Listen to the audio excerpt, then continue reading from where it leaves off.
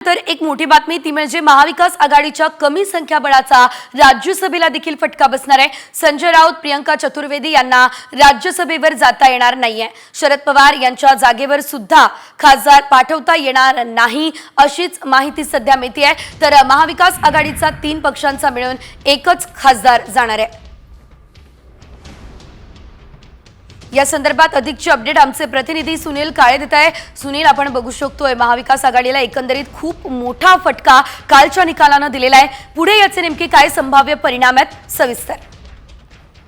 निश्चितच, कारण की यावेळेस सुद्धा जे संख्याबळ अत्यंत कमी झालेलं आहे आणि जो राज्यसभेला जाण्यासाठी कोटा लागतो, आता संजय राऊत असतील किंवा प्रियंका चतुर्वेदी असतील किंवा शरद पवार असतील, यांचे राज्यसभेवरती जाण्यासाठी त्यांच्यातला एकच उमेदवार जो आहे तो निवडून येऊ शकतो, इतकं संख्याबळ कमी झालेलं आहे। आणि कदाचित आगामी काळामध्ये ज्या वेळेस विधान परिषद निवडणुका होईल किंवा राज्यसभेच्या निवडणुका होतील त्यामध्ये सुद्धा संख्याबळ जे आहे ते कमी असल्याचं आपल्याला पाहायला मिळणार आहे।